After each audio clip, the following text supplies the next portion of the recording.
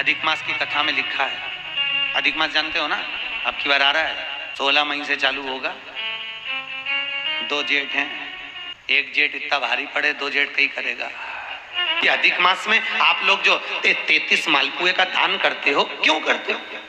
30 मालपुए 30 दिन के, 31वां मालपुआ हमने अगर ब्राह्मण गुरु के घर का खाया हो तो दोष ना लगे। 32वें नंबर का मालपुआ हमने अगर बेटी के घर का, बहन बेटियों के घर का खाया हो तो दोष ना लगे। और 33वें नंबर का मालपुआ हमने अगर मान लो सूतक या सावड़ का खाया हो तो हमको दोष ना लगे। इसलिए 33 मालपुए का दान होता अधिक मास में। अगर हमने बेटी के घर का कुछ खाया हो तो दोष ना लगे, उसके लिए। और मालपुए का भी क्रम आपको वर्णित है, पहले भी आपको बताया है कि 90 नंबर के मालपुए पर अगर लौंग रखकर दान कर दी जाए तो नारी कभी विधवा होकर नहीं मरती, अखंड सौभाग्य लेकर जाती है। 11वें नंबर के मालपुए पर अगर सिक्का रखकर दान कर दिया जाए तो जिंदगी में कभी लक्ष्मी की कमी नहीं आती। 21वें नंबर के मालपुए पर तुलसी का पत्ता रखकर दान कर दो, कभी जीवन में संपदा की कमी नहीं रहती। जिस व्यक्ति के यहाँ कोई ना कोई बीमार पड़ा रहता हो तो 14वें नंबर के मालपुए पर लाल कलर का छोटा सा कपड़ा रखकर दान कर दीजिए, घर में कभी जिंदगी में कोई बड़ी बीमारी नहीं आएगी, ना हार्ट अटैक, ना एक्सीडेंट, ना कभी शुगर, ना कभी ब्लड प्रेशर। इतना मालपुए का महत्व है। अधिक मास के एक एक मालपुए का अलग अलग वर्णन अधिक मास की किताब में लिखा हुआ है। कितने मालपुए दान करते हैं अधिक मास में? 33। 31 नहीं लिखे, अधिक मास की कथा में लिखे 33। 33 ही क्यों करते हैं? काहे के लिए करे जाते हैं 33 मालपुए? कोई महाराज जी से पूछियो कि भैया 33 ही क्यों, 31 कर दो, 32 कर दो, और मालपुए ही क्यों? रसगुल्ला कर दो, इमरती कर दो, जलेबी कर दो, पर मालपुए लिखे हैं अधिक मास की कथा में, मालपुए, और वो भी 33। 31 नहीं। अभी तक आपने जितने भी दान करे 21 कर लो, 11 कर लो, 108 कर लो, पर 33 ही मालपुए अधिक मास में। तो अधिक मास की कथा में यह वर्णन किया गया है कि मालपुए इसलिए दान करे जाते हैं क्योंकि मालपुए जब बनाए जाते हैं तो उसमें बारीक बारीक छिद्र हो जाते हैं। जितने मालपुए में छिद्र पड़ते हैं उतने नरकों में हमारे घर के पूर्वजों को जाना नहीं पड़ता और वो परमात्मा के धाम चले जाते हैं। इसलिए मालपुए दान कर जाते हैं, रसगुल्ला नहीं। और 33 क्यों? 30 दिन के तो 30। 31वें नंबर का मालपुआ हमने अगर बेटी के घर का अन्न खा लिया हो, हमने बेटी के घर का अगर भोजन कर लिया हो तो उसका दोष ना लगे, इसलिए 31वें नंबर का मालपुआ दान होता है। 32वें नंबर का मालपुआ हमने ब्राह्मण और गुरु के घर का अगर कुछ खा लिया हो तो उसका दोष ना लगे, इसलिए 32वें नंबर का मालपुआ होता है। और 33वें नंबर का मालपुआ हमने किसी के घर का सूतक या सावड़ का खा लिया। सूतक सावड़ जानते हो ना? मरे के बाद में अगर किसी के यहाँ कुछ खा लिया जाए तो सूतक का है, और सावड़ मतलब किसी के बच्चा जन्म ले ले उसके अंतर्गत हम भोजन कर लें तो सावड़ का। हमने अगर सूतक या सावड़ का भोजन कर लिया हो तो हमें दोष ना लगे, इसलिए 33वें नंबर का मालपुआ होता है। ये 33 मालपुए का दान इसलिए करा जाता है कि हम नरकों में ना पड़े, हमारे पूर्वज, हमारे घर के जितने भी पूर्वज गए हैं वो नरक में ना पड़े, इसलिए मालपुए का दान देने से हमारे पूर्वज तर जाते। अधिक मास की कथा में लिखा है, अधिक मास जानते हो ना, अब की बार आ रहा है, 16 मई से चालू होगा। 2 जेठ हैं, एक जेठ इतना भारी पड़े, 2 जेठ कहीं करेगा। अधिक मास की कथा में लिखा है राजा बलि कौन था? पुराने समय का जुआरी, जुआ खेलने वाला। इसके बराबर दुनिया में कोई जुआ नहीं खेल सकता था जो उसने जुआ खेला। बहुत प्रबल जुआरी था, जुआ खेलने में प्रखर। पर जुए का भी एक समय होता है, किसी किसी की घड़ी अच्छी होती है तो खूब जीतता है, और घड़ी बेकार। जुआरी हार गया,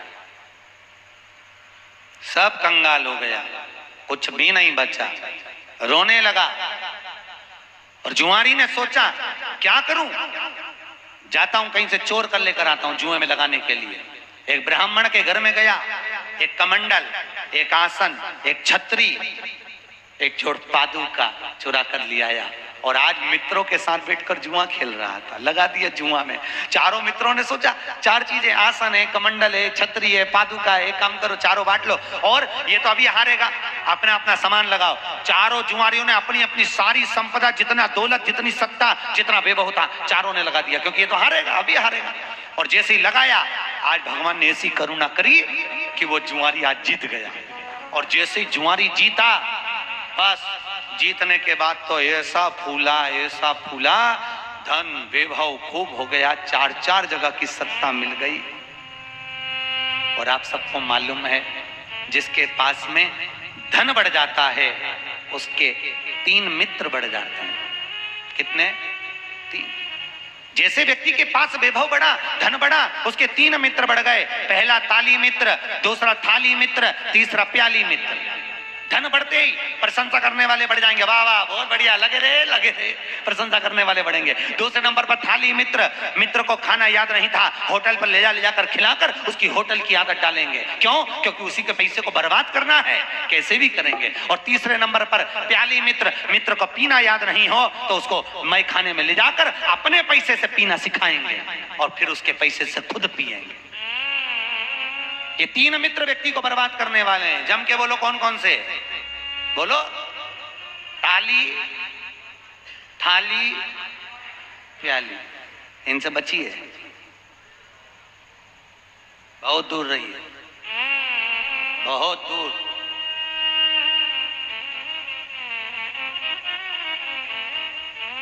जुआरी के मित्र बन गए, बर्बाद। वेश्याओं का संग कर लिया। एक दिन वेश्या ने कहा मेरे लिए गजरा, जानते हो ऐसा लगाती हैं, गजरा और बीड़ा, बीड़ा मतलब पान, लेकर आना। और वेश्या चली। वेश्या ने तो कह दिया, जुआरी लेकर चला, खूब नशे में धोता है। सामने पत्थर आ गया, पत्थर आया तो लुढ़क गया, लुढ़का तो बेहोश हो गया। गजरा बीड़ा सब गिर गया, पान मान। होश आया, उठाया, गजरा और बीड़ा को उठाया, अभी भी नशे में था। सामने शंकर जी का शिवलिंग देखा, उसको आ गई गुस्सा, बताओ इसी ने मुझे गिराया है। किसने? अरे बोलो तो, शंकर जी के शिवलिंग। इसको आई गुस्सा, इसने कहा इसने मुझे गिराया है। और नशे में धुत होकर सामने एक मंदिर में शिव जी का शिवलिंग था, इसने बीड़ा और गजरा उठाया, शंकर के शिवलिंग पर फेंक दिया, ले तू खा ले। और जुआरी चला गया। 8 महीने बाद कहीं वो कुएं में डूब के मर गया, ऊपर गया। यमराज ने उसके पाप और पुण्य को गिना तो चित्रगुप्त महाराज बोले इसने पापी पाप करा है, कोई पुण्य नहीं करा। इतने में धर्मराज ने कहा इसने एक पुण्य करा है। क्या? इसने गजरा और बीड़ा शंकर जी के मंदिर में दान करा है। इतने में धर्मराज ने जैसे ही बोले तो यमराज बोले दान नहीं करा था, नशे में था। और शंकर जी पे इल्जाम लगाकर इसने फेंका था कि भले फेंका, फेंकने को तो नल्ली में फेंक देता, पर फेंका तो शंकर के ऊपर, तो क्या करा जाए। धर्मराज ने कहा गिनो ये कितने कदम चलकर शंकर के मंदिर तक पहुंचा था। तो कहा 12 कदम चलकर ये शिव मंदिर तक पहुंचा था। धर्मराज ने कहा एक काम करो, 12 घड़ी के लिए इंद्र को सिंहासन से उतार दो और इसको इंद्र बना दो, क्योंकि शिव मंदिर तक पहुंचा था। 12 घड़ी के लिए जुआरी को इंद्र बना दिया। इंद्र ने बनकर, जुआरी ने मन में सोचा 12 घड़ी के लिए मैं इंद्र बना हूं, केवल गजरे और बीड़े का दान शंकर जी को करा तो मैं इंद्र बन गया। अगर थोड़ा ज्यादा दान कर देता तो जिंदगी संवर जाती। क्या करूं, मौका नहीं छोड़ूंगा। 12 घड़ी के लिए बनाओ। ताली बजाई, एरावत को बुलाया, दान कर दिया। अप्सराओं को बुलाया, दान कर दिया। इंद्र की सत्ता में जितना सोना चांदी हीरा पन्ना अंबर पीतांबर सब दान कर दिया। और 12 घड़ी बाद नीचे उतर गया। उतरते से जब इंद्र कुर्सी पर बैठा, इंद्र ने ताली बजाकर अप्सराओं को बुलाया तो है ही नहीं, एरावत बुलाओ तो है ही नहीं, सोना चांदी है ही नहीं। इंद्र ने पूछा कहां गया, तो दूतों ने कहा वो बैठा था ना जुआरी, सब लुटा गया। वो जुआरी बैठा था, सब लुटा गया। इतने में इंद्र दौड़कर भगवान शिव के पास पहुंचे। भोलेनाथ भोलेनाथ। शंकर जी ने पूछा क्या हो गया प्रभु? अरे ऐसे जुआरी को आपने सत्ता पर बिठा दिया, वो 12 घड़ी में सब कुछ बर्बाद कर दिया। अरे शंकर भगवान बोले रे इंद्र, तू इतने सालों में नहीं कर पाया, वो 12 घड़ी में करके निकल गया। 12 घड़ी में देख ले। वहीं पर भगवान विष्णु खड़े थे और भगवान विष्णु ने आकर भोलेनाथ से कहा, प्रभु इसके बराबर दुनिया में कोई दानी नहीं हो सकता। आज मेरा मन कर रहा है कि इस जुआरी के दरवाजे पर मैं भीख मांगने जाऊं। जा रे जुआरी, पृथ्वी पर तेरा अगला अवतार राजा बलि के रूप में होगा और ये नारायण तेरे दरवाजे पर भीख मांगने खड़ा होगा। इसीलिए तो शंकर जी की कथा कहती है, उनको ये नहीं, भोलेनाथ जी को चाहिए क्या, राम जी के पूजन में तो मिश्री लाओ ने, लड्डू लाओ ने, पेड़ा लाओ, कन्हैया जी को भी लाओ, देवी जी को भी ये लाओ, वो लाओ, चुनरी लाओ, ये लाओ, चूड़ी लाओ, बिछुड़ी लाओ, साड़ी लाओ। शंकर जी को क्या चाहिए बोलो? है? एक लोटा पानी, पर लोग इतने आलसी, मंदिर कई लोटा, मंदिर कई पानी और मंदिर कई शंकर। शंकर भगवान बोले आया काय को तेरे घर ही आ जाता, इतना भी कष्ट काहे करा। शिव मंदिर में चढ़ी हुई बेलपत्र आप अगर उठाकर ला रहे हो, निर्माल्य उठाकर ला रहे हो, तो शंकर भगवान से बेलपत्र लाते समय आपको उठाने से पहले शिव जी के सामने हाथ जोड़कर, हाथ पसार कर कहना पड़ेगा, बाबा मुझे ये रोग है, इस रोग के लिए मुझे औषधि के रूप में आप बेलपत्र दे दीजिए। हम ये नहीं जानते, क्योंकि शिव महापुराण में लिखा है कि नर्मदेश्वर महादेव पर चढ़ा हुआ सामग्री निर्माल्य प्रसाद पा सकते हो, बाकी के शिवलिंग पर चढ़ा हुआ का भाग तो जो वैरागी होते हैं, त्यागी होते हैं, संत होते हैं, साधु होते हैं, उनके लिए होता है।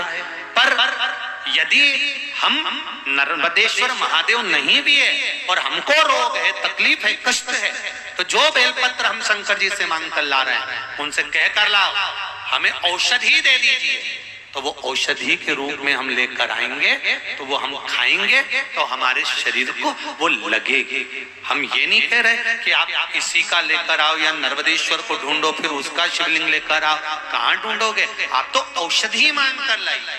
शिव जी पे चढ़े हुए जल का आचमन जो व्यक्ति रोज करता है, उसकी वाणी सत्य होना प्रारंभ हो जाए। शंकर भगवान के बेल वृक्ष की, बेलपत्री का अगर कोई वृक्ष है तुम्हारे घर में, बेलपत्री का यदि कोई पौधा है, बेल वृक्ष है तुम्हारे घर के अंदर, तुम्हारे घर के बाहर कोई बेलपत्री का पौधा है, कोई मंदिर के बाहर बेलपत्री का पौधा है या बेलपत्री का वृक्ष है, कोई व्यक्ति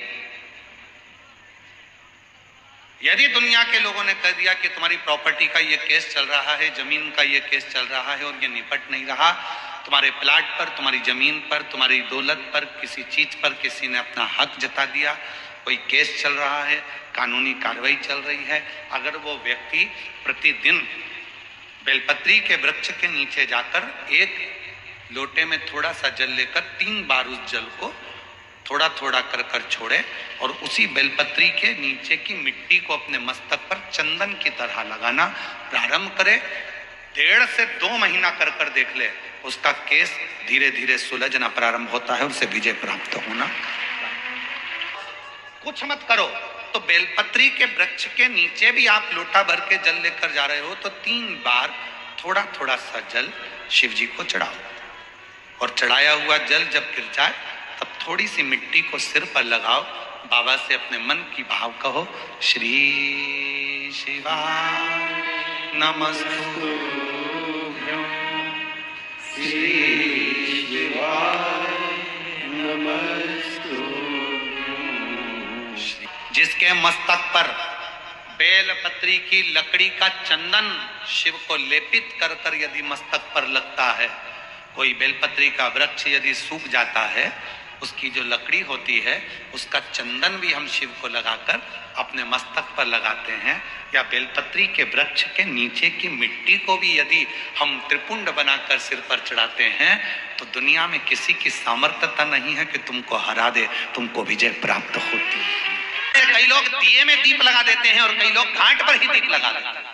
नहीं है दिया लगाकर, दोना ले गए, पत्ता ले गए, कोई वस्तु ले गए, उस पर लगाकर। घाट पर जो दिया लगाया जाता है वो ज्यादा पुण्य फल पर देने वाला है कि गंगा जी में जो छोड़ते हो वो ज्यादा फल देने वाला है? बोलो जम, जो गंगा जी में छोड़ते हैं वो ज्यादा फल देता है। गंगा कौन, क्या बोलते हो? गंगा माँ। अब तुम्हारी माता जी यहाँ बैठी है, उसकी छाती पे दिया धर दे, बोलो अच्छा लगेगा? अपने यहाँ दीपावली के दिन जिस लक्ष्मी जी की मूर्ति की पूजन होती है, उस मूर्ति के पास में उल्लू नहीं होता और नारायण नहीं होता। ना नारायण होंगे ना उल्लू होगा, केवल लक्ष्मी जी बैठी है।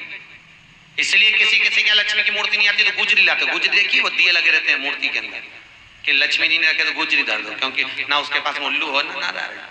इसलिए हिंदू धर्म में दीपावली के दिन बच्चे भी आपसे पूछते होंगे, पिताजी आप सरस्वती की पूजन करते हो, गणेश जी की पूजन करते हो, लक्ष्मी जी की पूजन करते हो, फिर लक्ष्मी जी के पति की पूजन भगवान विष्णु की क्यों नहीं करते?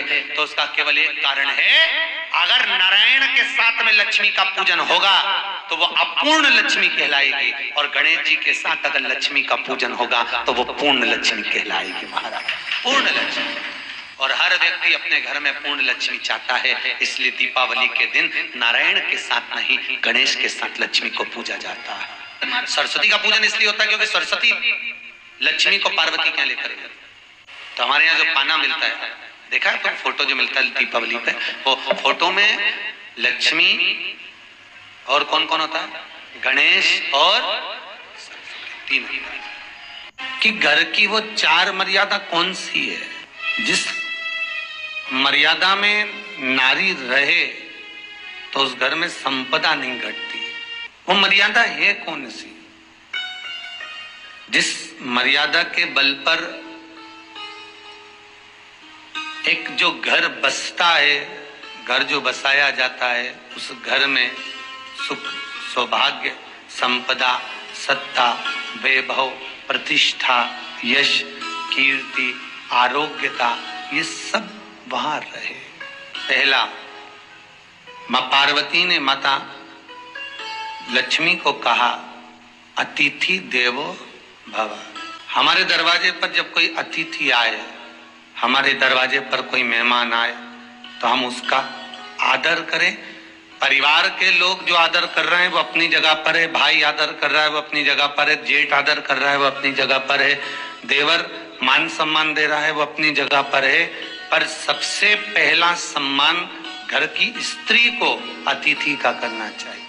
सास के मेहमान आ गए, पहचान वाले, बहुवन मालूम पड़े अपने कमरे में बैठी हुई है। मेहमानों ने आकर पूछ लिया क्यों बहू नहीं दिख रही? बस आ रही होगी। सास गई रसोई घर में से पानी लाकर पिला दिया। फिर मेहमानों ने पूछा बहू नहीं दिख रही? बस आती होगी। 2 बार सास ने गिलास भी गिरा दिया कि एक आध तो आ जाओ रही ऊपर से, पर नहीं। जब सास ने चाय रख दी और चाय रखकर सास फिर लेकर आई तो बहुओं के मन में आया चलो सास ने चाय बना दी है, खुशबू ऊपर आ गई है, अब चलते हैं। और बहू फिर नीचे आई, जो मौसी आई थी, काकी आई थी, बुआ आई थी, चाची आई थी, उनको प्रणाम करा और अंदर जाकर चाय जो बनी थी उसको पिया। जो दरवाजे पर आए हुए अतिथि का सम्मान नहीं करता, उसको जल नहीं पिलाता, उसका मान सम्मान नहीं देता, उसका आतिथ्य नहीं देता, उसके लिए भी एक नरक रखा गया है। मेरा बहुओं से निवेदन है, सास के रिश्तेदार आए तो आप उनका भी आदर करिए और आपके रिश्तेदार आए तो आप उनका भी आदर करिए।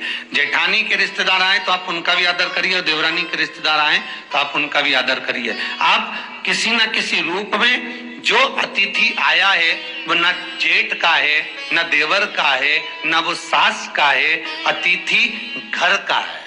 बड़ी बहू सोचे कि मैं घर की बड़ी, बड़े परिवार की, मेरे पास में बहुत धन दौलत, मैं काहे को गिनूं किसी मेहमान को।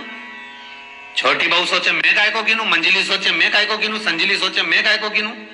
तुम्हारे माँ बाप आए, सास अगर तुम्हारे पिता से, तुम्हारी माता से बात ना करे, देवरानी बात ना करे, जेठानी बात ना करे, तो तुम्हें कैसा लगेगा कि तुम्हारे माँ बाप आए और किसी ने सम्मान नहीं करा। उसी तरह सास के रिश्तेदार आए, तुम सम्मान नहीं करोगी तो उसको कैसा लगेगा।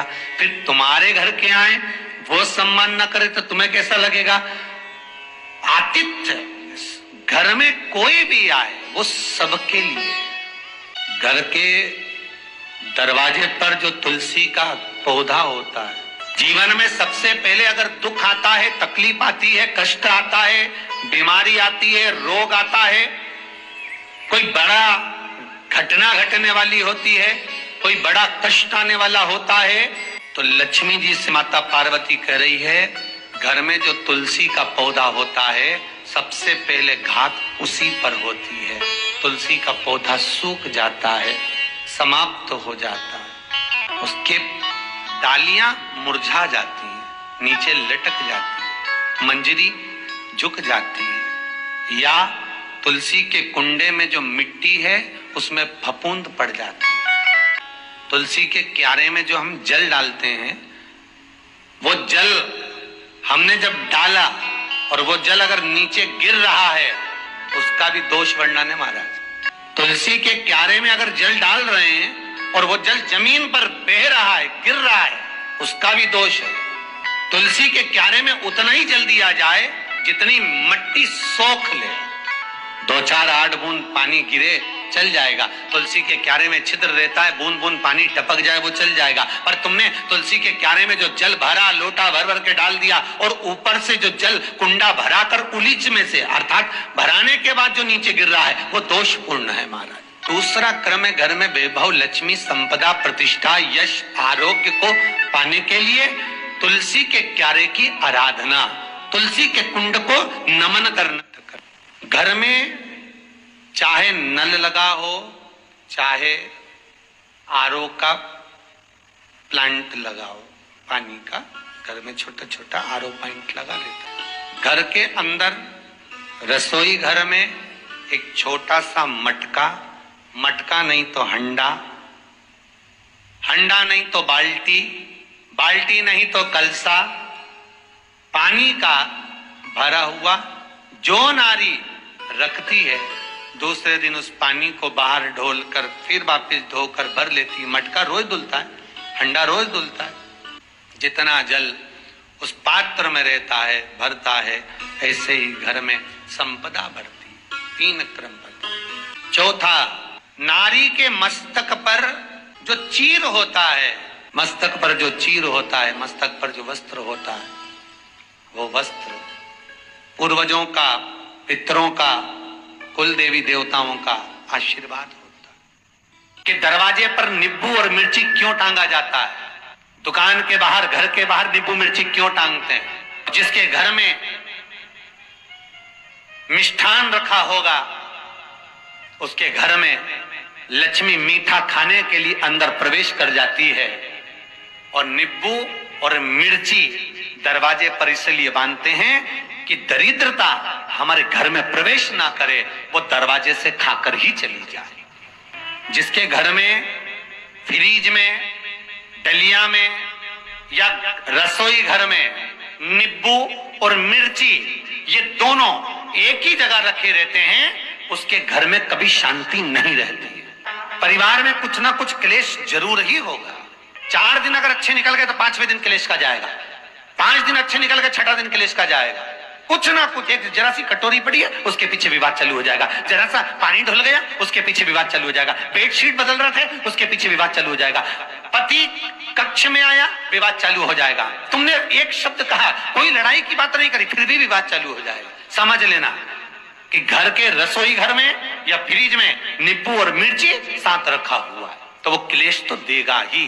पंडितों से पूछोगे, ज्योतिषाचार्यों से पूछोगे, वो कहेंगे मोती पिना दो, कोई कहेगा पितृदोष हो गया, कोई कहेगा कालसर्प दोष हो गया, कोई कहेगा वास्तु दोष हो गया, पर वो आपको ये नहीं बताएंगे कि नींबू और मिर्ची एक डलिया में रखा हुआ है। ये हमारा वेद, हमारा शास्त्र बताएगा कि नींबू और मिर्ची ये दरिद्रता देवी को प्रिय है, और जहां नींबू और मिर्ची साथ रखा वहां दरिद्रता प्रवेश कर जाती है, और दरिद्रता गई तो वो क्लेश उत्पन्न करती है, जिससे इसके घर में सुख ना रहे। सुख नहीं रहेगा तो लक्ष्मी नहीं रहेगी।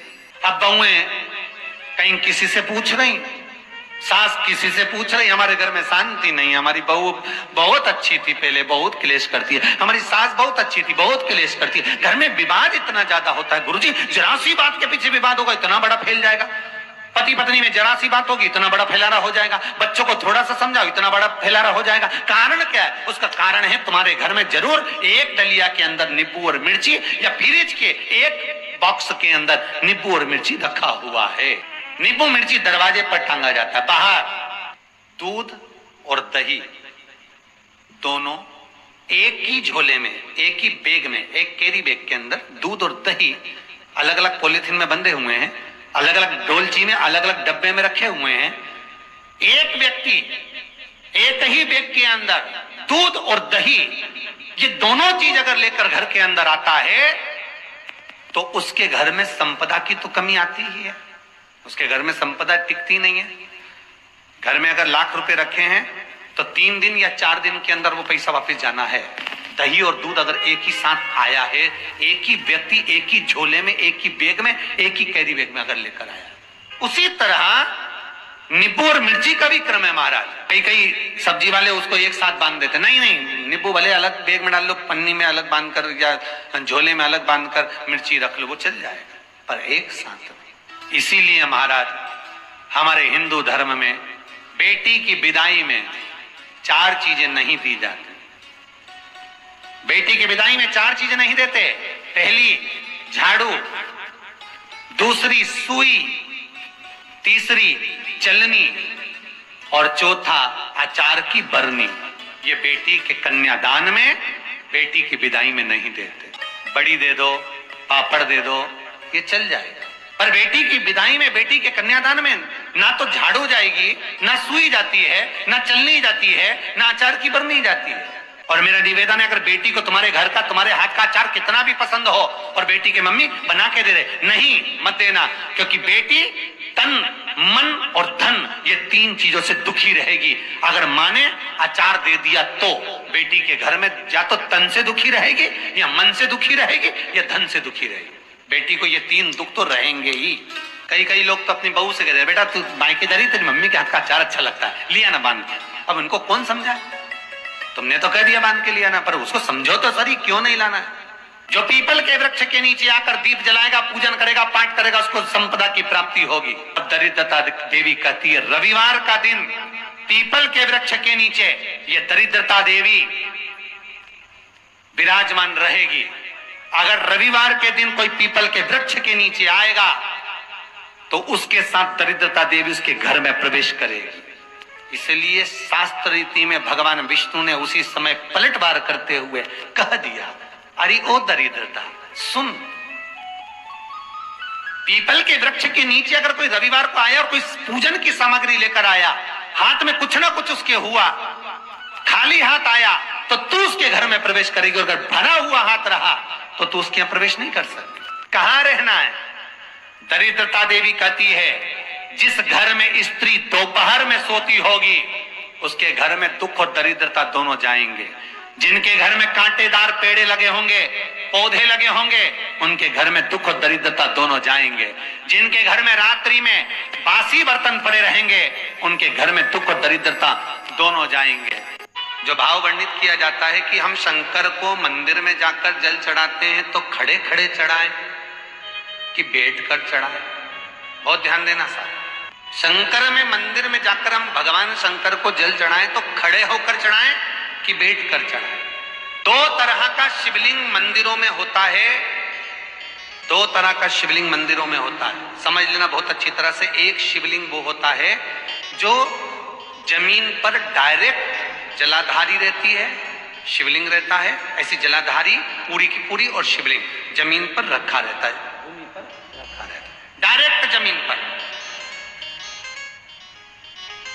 आप जल ले जाकर चढ़ाए, निकल गया रास्ते से। एक शिवलिंग जो जमीन पर डायरेक्ट शंकर भगवान की जलाधारी और शिवलिंग रखा रहता है, वो शक्ति शिवलिंग कहलाता है। माता पार्वती का हस्त कमल उस शिवलिंग के सम्मुख में, और दूसरा शिवलिंग एक डमरू जैसा होता है। अब वो हम उसको कैसे वर्ण, एक डमरू शिवलिंग होता है, ऐसा उसका स्टैंड होता है, ऐसा स्टैंड होता है, नीचे शिवलिंग रखने की जगह होती, फिर ऐसा होता है, फिर उसके ऊपर इस तरह शिवलिंग रखा होता है। देख, दर्शन करें आप लोगों ने। अब फिर इसके ऊपर शंकर भगवान का शिवलिंग रखा होता है, ठीक है, इस तरह का जो शिवलिंग होता है। एक डायरेक्ट नीचे रखा हुआ शिवलिंग और एक भगवान जो नीचे डमरू जैसी आकृति होती है, इस पे जो डमरू जैसा जो भाग बना होता है, ये भगवान विष्णु का हस्तकमल है, और ऊपर का जो भाग है वो भगवान ब्रह्मा का हस्तकमल है। इसको विष्णु शिवलिंग कहते हैं। तो शास्त्र कहता है आप शक्ति शिवलिंग का जब जब अभिषेक करें, बहुत ध्यान रखना अपनी जिंदगी में इस प्रसंग को श्रावण के महीने में बहुत ध्यान रखना। आपके आसपास में भी मंदिर हो तो उस पर ध्यान रखना। जो शक्ति शिवलिंग हो उस पर जब भी जल चढ़ाना तो बैठकर चढ़ाना, बैठकर चढ़ाना। शक्ति शिवलिंग पर जब भी जल चढ़े, भले शिवलिंग कितना भी ऊंचा हो, कितना भी ऊंचा हो, तो संघी से चढ़ा दो, पर जल बैठकर चढ़ाइए। भले शिवलिंग ऊपर है, पूरा तरह से हाथ नहीं पहुंचा, जैसे सोमनाथ जी में अब शिवलिंग कितना बड़ा है, महाकालेश्वर का शिवलिंग कितना बड़ा है, तो उसको तो बैठकर स्नान नहीं करा सकते। भले शिवलिंग कितना भी ऊंचा हो, पर अगर भूमि टच है, शिवलिंग अगर भूमि टच है, शक्ति शिवलिंग है, तो भले आधा शिवलिंग नहाए, आधे पर पानी जाए, पर बैठकर ही स्नान कराया जाता है।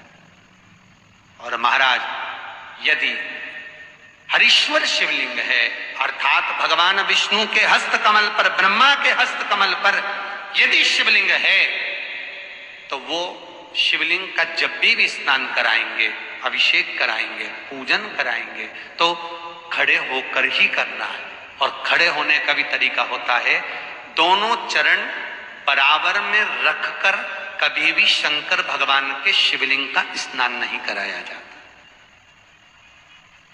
महाराज दोनों चरण बराबर रखकर, अगर हरीश्वर शिवलिंग है, किसी मंदिर में शंकर को जल चढ़ाने के लिए आप गए हो और शंकर को जल चढ़ा रहे हो, तो हरीश्वर अगर शिवलिंग है तो दोनों पांव बराबर रखकर नहीं, एक सीधा चरण थोड़ा सा आगे रखिए और उल्टा चरण थोड़ा सा पीछे रखकर भगवान शंकर का जलाभिषेक करने पर लक्ष्मी जैसे अपने चरण रहते हैं, भगवान शंकर उसी तरह से लक्ष्मी को दौड़ाते हुए अपने घर में प्रवेश करा। लक्ष्मी भागती हुई, अगर जो पुष्टि मार्ग से जुड़े होंगे, जो भगवान ठाकुर जी की सेवा करते हैं, पुष्टि मार्ग से जुड़े हों, श्रीमद वल्लभाचार्य जी से, वल्लभ कुल बालकों से जिनका ब्रह्म संबंध हुआ है, ऐसे अगर जीव हैं, वैष्णव जीव हैं, तो वो दर्शन करते होंगे ठाकुर जी, यमुना जी और महाप्रभु जी का। तो कैसा दर्शन करेंगे? श्रीनाथ जी का दर्शन करेंगे तो दोनों पांव श्री जी बाबा के, मेरे ठाकुर जी के बराबर पर है, नाथ द्वारा वाले श्री जी बाबा के, गोवर्धन नाथ जी के दोनों पांव चरण बराबर। श्रीमद वल्लभाचार्य जी का दर्शन करेंगे तो दोनों चरण बराबर के फोटो में मिलेंगे। पर यमुना जी का अगर आप दर्शन करेंगे, पटरानी यमुना जी का जब दर्शन करेंगे, तो यमुना जी का चित्र का दर्शन करेंगे, तो यमुना हमेशा एक पांव यमुना जी का आगे मिलता है। क्यों? जो वैष्णव ठाकुर का दर्शन करे, श्रीमद वल्लभाचार्य जी के अनुसार भगवत चर्चा करे, उसके यहाँ यमुना भक्ति निरंतर प्रवेश करती जाए, इसलिए भागता हुआ चरण। तो शंकर भगवान का अगर हरीश्वर शिवलिंग है, कहीं शिवलिंग डमरू आकृति पर, अगर ऊंचाई पर है, हरीश्वर है, तो फिर जल खड़े होकर चढ़ाए, चरण आगे पीछे। बहुत ध्यान देना महाराज। हरीश्वर शिवलिंग का वर्णन किया महाराज, बहुत सुंदर बात कही है, बहुत ध्यान से सुनिएगा। शक्ति शिवलिंग के ऊपर जो जलाधारी लगती है, शक्ति शिवलिंग के ऊपर जो जलाधारी लगती है, वो 5 मिनट, 10 मिनट, आधा घंटा रखकर 24 घंटे के लिए हटा सकते हो। शक्ति शिवलिंग के ऊपर जो जलाधारी लगती है, वो 15-20 मिनट रखकर, आधा घंटा रखकर आप हटा सकते हो। पर हरीश्वर शिवलिंग के ऊपर भगवान विष्णु के हस्त कमल पर जो शिवलिंग का निर्माण आपको भी वर्णन किया, अगर वो शिवलिंग है तो उस पर जलाधारी अगर लगी है, तो कम से कम 5 घंटा, 8 घंटा तो जलाधारी को रखना पड़ेगा ही। बहुत ध्यान दीजिए महाराज। शंकर जी की प्राण प्रतिष्ठा करते समय, शंकर जी की स्थापना करते समय, शंकर जी को प्राण प्रतिष्ठित करते समय एक एक चीज का ध्यान करना पड़ता है कि हमें कैसा शिवलिंग रखना है, कौन सा शिवलिंग रखना है, कैसे स्थापना करना है, किस भाव का होना चाहिए। शंकर के मंदिर में शंकर जी विराजे हैं तो गणेश जी, कार्तिकेय और पार्वती की मुद्रा कैसी होना चाहिए? गणेश जी कौन सी सूंड का होना चाहिए? जब शंकर के मंदिर में हम आराधना कर रहे हैं तो गणेश जी की सूंड किस ओर होना चाहिए? पार्वती की मुद्रा कौन सी होना चाहिए? षडानंद कार्तिकेय की दृष्टि कहां होना चाहिए? ये शंकर जी की प्राण प्रतिष्ठा में देखा जाता है। केवल मूर्ति वाले ने बाजार में मूर्ति बनाकर बेच दी और तुम गए हमें शंकर जी का परिवार दे दो, हमारे मंदिर है छोटा सा, मैं वहां प्रतिष्ठा करना है। तुम बाजार में गए और शंकर जी का परिवार लेकर आ गए, शंकर जी लिया, कार्तिकेय लिया, पार्वती जी लिया, गणेश जी लिया और स्थापना करवा दी पंडित जी से। और बाद में बोली हमको थोड़ी कष्ट हो रहा है, हमको थोड़ी तकलीफ हो रही है, कहीं ये हम जब से लाए इससे तो नहीं हो रही, कहीं इससे तो नहीं। नहीं, गलती तुम्हारी है। तुम तो बस गई और लेकर आ गई। यहां तक शिव महापुराण की कथा कहती है कि तुम्हारे घर की मूर्ति जितनी पुरानी होती है उतना सुख देती है। आपको पहले भी कथा में कहा, दिया और मूर्त पुरानी होगी चलेगी। एक फैशन चल गया, छोटे से ठाकुर जी नहीं रखूं, बड़े वाले लाऊंगी लड्डू गोपाल, सेवा अच्छे से हो जाएगी। और जो सास के हाथ के वो अब उनको नहीं पूछे तो दुख नहीं होगा? दुख तो होगा। महाराज घर में जेठानी के आने के बाद देवरानी आती है और सास देवरानी से बहुत लाड लड़ाती है। छोटी बहुए ले साड़ी पहन ले, ये ले रकम ले ले, ये ले ले। सास जब छोटी को बहुत कुछ करती है तो जेठानी का जीवड़ा जलता कि नहीं जलता? बोला तो सही, थोड़ा बहुत तो लगे, बताओ हमको तो कभी नहीं करा, हमको तो ऐसा कर ही नहीं, हमको तो ऐसा कर ही नहीं। उसी तरह आप नए भगवान लेकर आ गए, नई ठाकुर जी लेकर आ गए और छोटे ठाकुर जी पहले के हैं। भगवान को लगता है बताओ नए से लाड लड़ा रही, उसको वस्त्र पहना रही, आभूषण पहना रही, मुझे आभूषण तक नहीं, वस्त्र नहीं, जैसे हैं वैसे लुढ़क जाते हैं, कौन पहनाए? कोई ने कहा इनको क्यों नहीं पहनाती, छोटे हैं पहनाते नहीं बनता, भाव से पहनाओगे सब पहने। शिव महापुराण की कथा कहती है जितनी मूर्ति छोटी होती है, अंगुष्ठ के आकृति से जितनी मूर्ति छोटी होती चली जाती है उतना सुख प्रदान करती है। 12 ज्योतिर्लिंग के अगर आप दर्शन करेंगे तो कहीं पर भी आपको विष्णु शिवलिंग नहीं मिलेगा, केवल एक नागेश्वर को छोड़कर। कहां पर छोड़कर? जम के बोलिए, केवल एक नागेश्वर। नागेश्वर को छोड़कर बाकी के जितने 12 ज्योतिर्लिंग में शिवलिंग के दर्शन करोगे सब शक्ति शिवलिंग मिलेंगे, सब जमीन पर। लिंग पुराण में 7 गलतियां बताई है कंगाल होने की। ये गलती अगर आपने भी करी है तो जिंदगी में कितना भी पुण्य करोगे उसका फल नहीं है। आज की कथा को लिखकर रखना, शायद तुम्हारी जिंदगी सवर जाए। लिंग पुराण में 7 गलतियां बताई है व्यक्ति को बर्बाद होने की। पहली गलती है, उसमें से अगर आप स्वीकार कर रहे हैं ये गलती तो समझ लो कि गलती आपने करी है।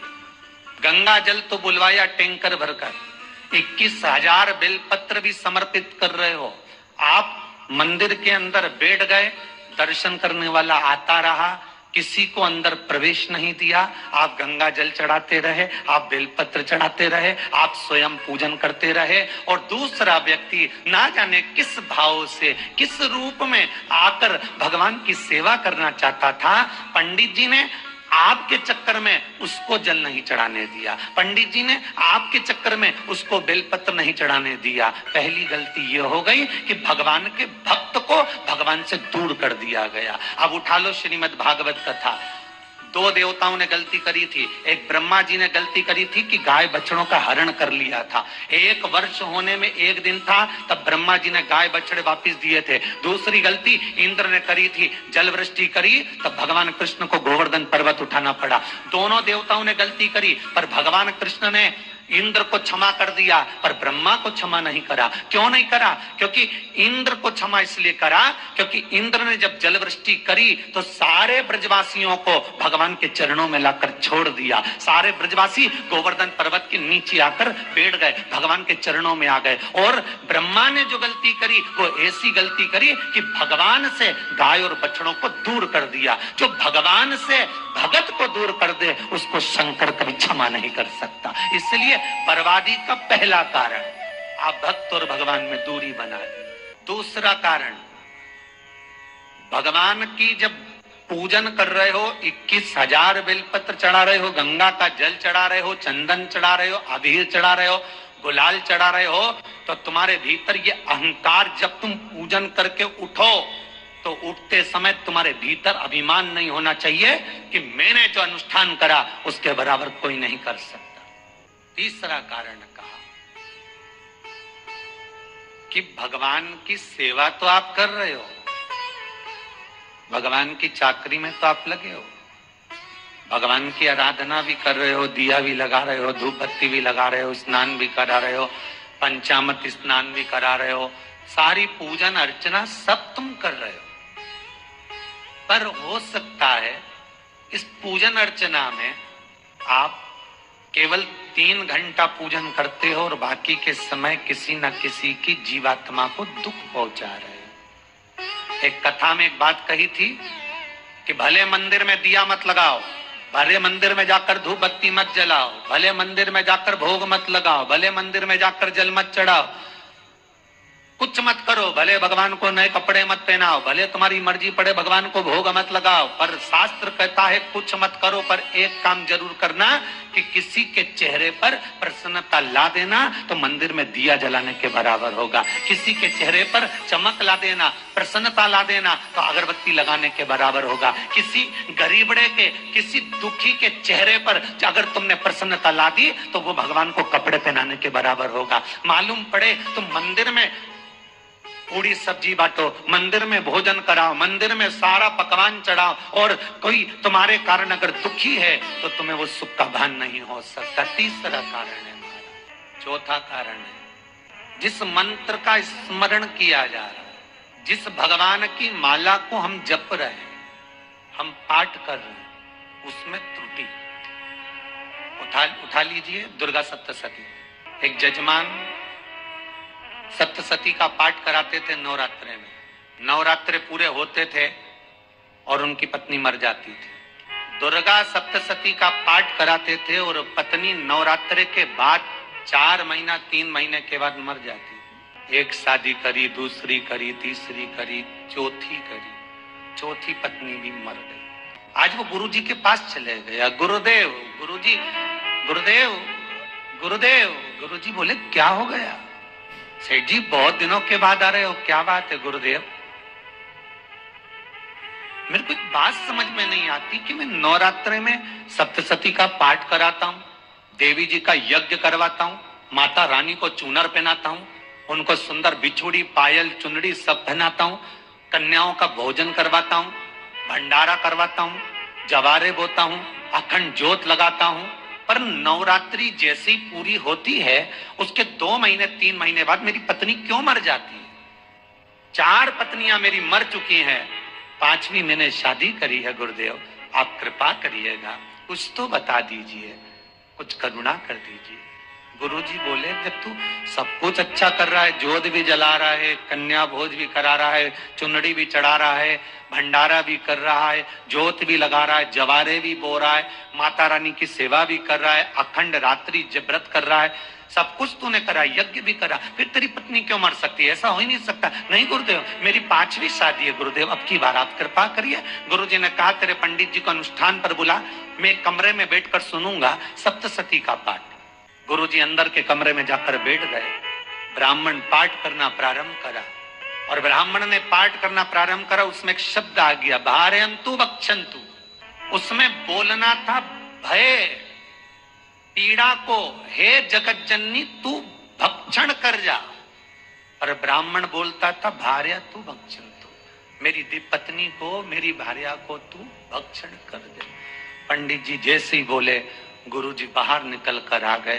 पंडित जी को रोका, रुकिए गुरुदेव आप हर साल अनुष्ठान कर रहे हो जजमान के यहाँ और बोल देते भारयन्तु भक्षन्तु, हे देवी तू मेरी पत्नी को खा जा, तो माँ हर बार उस पत्नी को निगल जाती है। निवेदन है, शब्द सुधार लीजिए। चौथा कारण है कि आप जो पाठ कर रहे हो, आप जो पूजन कर रहे हो, आप जो अनुष्ठान कर रहे हो, उसमें कुछ ना कुछ गलती जरूर हो रही है, ये चौथा कारण है। जब घर के अंदर बड़ी बहू अलग तरह का पाठ कर रही है, छोटी बहू अलग तरह का पाठ कर रही है, मंजली बहू अलग तरह का पाठ कर रही है, माँ अलग तरह का पाठ कर रही है, पति अलग तरह का पाठ कर रहा है, तो उसका जो प्रभाव है, कौन सी चीज कहां टकरा रही है, जिसके कारण घर में रोग इतना है कि कोई सही होने वाला ही नहीं है। अब तुम कहो कि सीवर वाले गुरुजी ने उपाय बताया, हमने बहुत करा, पर सही क्यों, तो सही क्यों नहीं हो रहा है? उसका कारण है या तो बड़ी बहू जो पाठ कर रही, या सास जो पाठ कर रही, जो पति जो पाठ कर रहा है, नाते जो भी उस घर के अंदर रहकर जो पाठ अर्चना कर रहा है, उसमें जरूर कुछ ना कुछ ऐसा हो रहा है जिसके कारण वो काम नहीं कर पा रहे। पांचवा सूत्र, गाय, बेटी और लक्ष्मी। 50 बार विचार करना तब किसी को देना। बेटी किसी ऐसे को मत ब्याह देना जो जुआ खेलता हो, मदिरापान करता हो, मांसाहार करता हो, वेश्यावृत्ति करता हो। वो बेटी का सम्मान नहीं करेगा। बेटी रोएगी तो कन्यादान करने वाले को रोना पड़ेगा। दूसरे नंबर पर गौ माता। गाय ऐसे ब्राह्मण को दान मत देना कि ब्राह्मण के घर में खुद रहने की जगह नहीं और गाय को ले जाकर तुमने दे दिया और उस ब्राह्मण ने जब तक दूध दिया बांध कर रखा, एक तगाड़ी बाल्टी साड़ी के चक्कर में ले लिया, सोने के सींग के चक्कर में ले लिया और बाद में वही गाय कसाई के हाथ में बिक गई और कसाई ने काटा तो बद्दुआ तुमको लगी। बेटी, गाय और लक्ष्मी। पैसा भी किसी ऐसे भिखारी के कटोरे में मत दान देना कि जिसने ले जाकर मदिरापान में लगा दिया, जुए में लगा दिया, वेश्यावृत्ति में लगा दिया। अगर जिस भिखारी के कटोरे में पैसा दिया उसने शाम को ले जाकर मदिरापान में, जुए में लगा दिया, तो लक्ष्मी रोती है कि तूने मुझे गलत जगह पर दिया है, इसलिए अब तुझे रोना पड़ेगा। तब व्यक्ति को रोना पड़ता है। आजकल के भिक्षुकों को अगर रोटी दे दो तो लेते ही नहीं, आटा दो तो नहीं लेते। पहले के समय में जो भिक्षुक आते थे ना, तो रोटी बनी हुई मांगते थे। बूढ़ी बूढ़ी माताएं जानती होंगी, चिमटा बजाकर, घुंघरू बजाकर कहते थे भोजन, तो 2 रोटी निकाल कर दे दी जाती थी घर से। लो बाबा, तो माता इतना प्रेम रखती थी, केवल रोटी नहीं देती थी, बाबा बैठो हम सब्जी ला कर देते। इतना प्रेम था बुजुर्ग माताओं का, बैठो। और आज के जमाने में अगर रोटी दे दो तो फेंक दे नली में ले जाके। पैसा चाहिए, क्यों? शाम को पीने के लिए चाहिए ना, मदिरापान के लिए, मांसाहार के लिए, जुए के लिए, वेश्यावृत्ति के लिए धन चाहिए। भोपाल के और इंदौर के, इंदौर का राजवाड़ा चौराया और भोपाल का लाल घाटी चौराया, इन दोनों चौराहे पर इतने से बच्चे लोग भीख मांगते हैं और उनकी माताएं और उनके पिता रोड के किनारे पर चिलम लगाते बैठे रहते हैं, पांव लंबे करके पड़े हैं और ये कमा कमा के उनको दे रहे हैं। और धन्य है ऐसे लोग जो उनको दान भी दे देते हैं। जिसको जरूरत है उस तक कुछ नहीं पहुंचता। अभी ठंड आ रही है, बहुत सारी संस्थाएं कम्बल बांटेगी।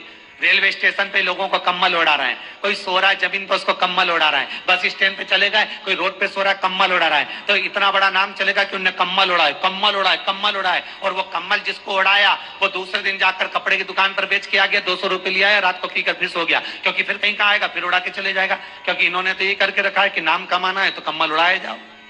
रेल में, ट्रेन में आप बैठ जाओ, रिजर्वेशन कोच में छोटे छोटे लड़के आते हैं, अपना कपड़ा उतारते हैं। सही बोलना रे भाई, जितने लोग टीवी पर कथा सुन रहे हो, छोटे छोटे बच्चे अपना कपड़ा उतारेंगे और पोछा लगाएंगे रेल की बोगी में। जब गवर्नमेंट ने स्वीपर रख रखे हैं तो तुम्हें अंदर आने का किसने कहा? कौन ने कहा कि तुम अपना कपड़ा उतार के पोछा लगाओ? और वो अपने शरीर का कपड़ा उतार कर पोछा लगाता है, आपके आगे हाथ फैलाता है, आप 1-1, 2-2 रुपए दे देते हो। वो अगले स्टेशन पर उतरता है, कोई सूंघने की सामग्री लेता है, सूंघ सूंघ के वो बर्बाद हो जाता है और कहीं कूद कर मर जाता है। उसके मरने में 1 रुपया तुम्हारा भी लगा है, इसलिए नरक तुमको भी भोगना पड़ेगा। 5वां कारण अपनी पुस्तिका में लिख कर रखना, तुम्हारे दुख का 5वां कारण क्या है। क्यों तुम करोड़पति से रोडपति बन गए? तुम्हारे यहाँ पर 4-4, 5-5 गाड़ी थी, खूब वैभव था, खूब धन था, फैक्ट्रियां चल रही थी, सत्ताएं चल रही थी। जो ये 7 कारण है शिव महापुराण के, लिंग पुराण में जो 7 कारण बताए हैं दुख आने के, जब फैक्ट्रियां अच्छी चल रही, जीनिंग अच्छी चल रही, व्यापार अच्छा चल रहा है, तो 7 कारण बताए हैं। कि आप उन 7 कारण में से कोई कारण आपके साथ में हुआ है जिसके कारण आप रोड पर आ गए। कभी कभी गांव में, नगर में सबका व्यापार एक साथ समाप्त हो जाता है, सबका व्यापार एक साथ ही खल्लास हो जाता है, समाप्त, सभी कर्जे में हो जाते हैं। तो समझ लेना कि उस गांव के खेड़े का देव महादेव, उस गांव का खेड़ापति भगवान शंकर, उस गांव का शिव जरूर रुष्ट हुआ है। उसको मनाने का प्रयास करो जिससे अपनी नगर, अपना गांव फिर उन्नति की सीढ़ी पर चढ़ जाए। 5वां कारण मंत्र जाप। भगवान शिव की कथा का 6ठा कारण बता, आदर सम्मान में कमी। घर के जो बड़े हैं, घर के जो बुजुर्ग हैं, घर के जो आदरणीय हैं, उनका सम्मान नहीं करता। 6ठा कारण है सम्मान, सत्कार, आदर ना हो। 7वां कारण, ये अंतिम कारण है। 7 कारण में से अपनी गलती को जरूर छांटना साहब कि आपने गलती कौन सी करी। 7वां कारण, किसी का बेकार धन हमारे घर में आ जाए। एक गांव में एक व्यक्ति रहता था, खूब अच्छी कमाई करता था। पत्नी ने कहा तुम्हारे पास कमाई अच्छी हो रही है तो ये पैसा तो कोई चुरा के ले गया तो पति बोला क्या करना चाहिए? तो एक काम करता हूँ, बाजार से कोड़ियां खरीद लेता हूँ। कोड़ियां जानते हो, वो ऐसे बच्चे लोग खेलते हैं, कोड़ी खरीद लाता हूँ।